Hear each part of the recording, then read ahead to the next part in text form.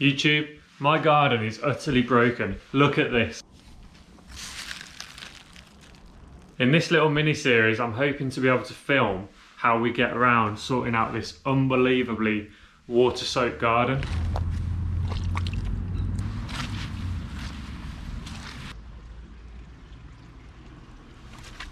We've just moved into the house over a week ago, and I knew the garden was bad, but just how bad it is, I wasn't actually prepared for. I wanted to make a little series because I know that this issue isn't isolated to just where I live.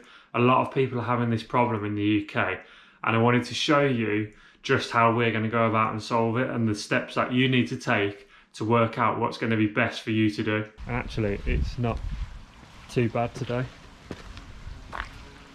Wow, can that be?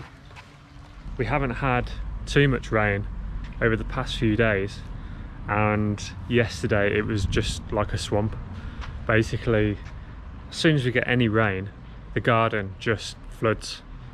You can't access it.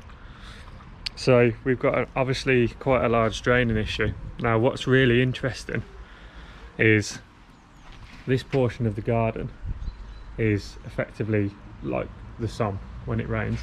However, this portion over here and kind of like towards the front of the house is completely different.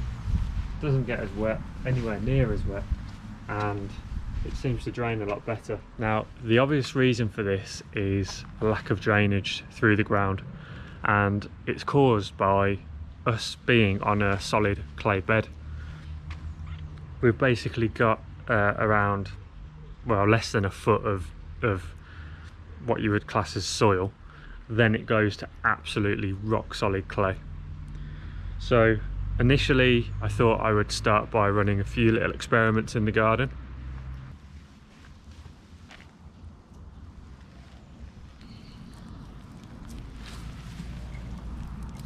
So basically there, as I just said, we used the drill bit to go down by about 3 foot, cored it right down, and just to see what happens, basically, to see if any drainage is improved. I don't think it's really changed much on this portion, but it was worth a go.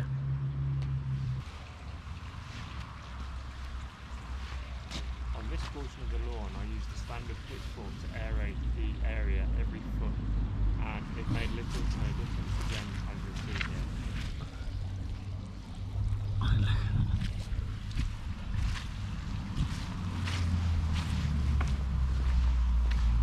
The next stage was to get a bit more serious, and this is where it gets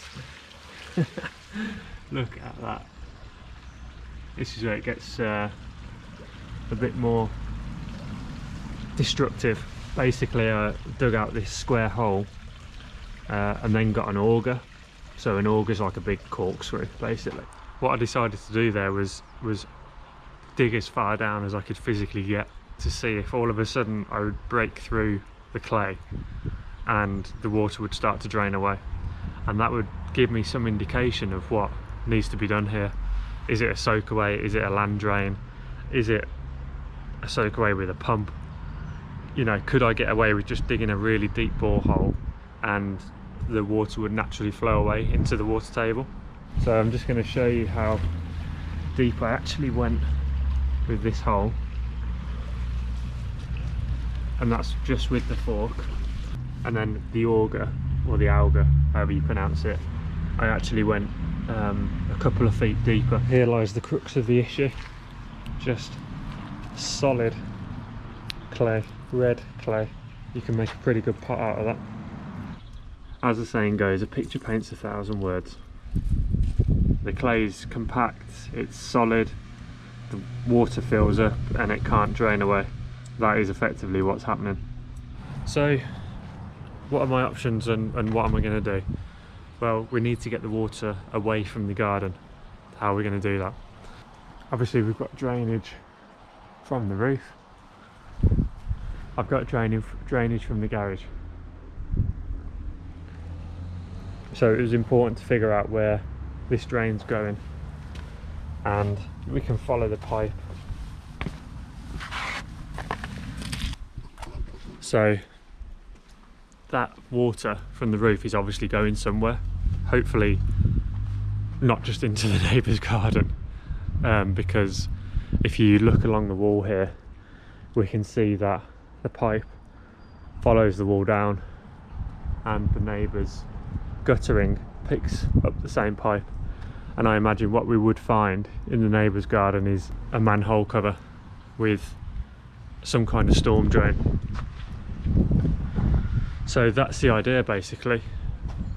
The idea is to put trenches in with perforated pipe, and we will feed the rainwater that collects in the garden directly into those pipes. The water will get fed away, and instead of just sitting and pooling on top of the clay soil, it will actually dissipate, and I'll have a garden which I can walk on. That's a quick overview of the problem we've got, and we have got some ideas of how we're going to solve it. I've got a chap coming in with a lot of groundworks experience to give me some advice. He's also got access to digging equipment, and he's going to help us out. We'll be laying the pipes ourselves and routing the pipes, but I wanted to get some expert help in terms of digging trenches, and also use of machinery is obviously a must here. It's quite a large garden, and the clay is so thick it's hard to work with by hand. So yeah, basically guys, that's it. That is the garden out there that I'm going to fix. And like I said at the start of the video, I'm going to detail as much as possible how we do it and why we do it and how much it's going to cost. Initially, I've got a guy coming in who's got a lot of groundworks experience. He's got access to a digger, and he's going to charge about £200 a day. Now, I think the initial dig will take probably a day to a day and a half's work, so that's looking likely to be about 300 quid. It sounds like a lot of money, but in terms of the time it would take me to dig it by hand, that clay is absolutely solid, it's soaking wet, and basically it would take me weeks to do it. Also, his knowledge of the ground system and the lay of the ground and how it needs to be shaped, the access to his levelling equipment and stuff like that. You can't really put a price on someone's knowledge like this, so that's the option I've chosen to take. You might want to do it differently, and that's absolutely fine. If you've got a bit of a smaller garden or you're working with a smaller area, by all means have a go at digging it out yourself. Just be careful of what you might find underneath the ground. For example, if you've got an outdoor shed or garage, you're going to have potentially cables running through. You could have pipe networks that you need to be careful of, so just exercise caution, take it slow, there's no rush. You're not going to get this done quickly, it's going to take a long time. So yeah, stick around guys. I can't wait to show you the next steps of this and how it evolves. I'm really excited for this, so yeah, stick around, and I'll see you on the next one. Peace out.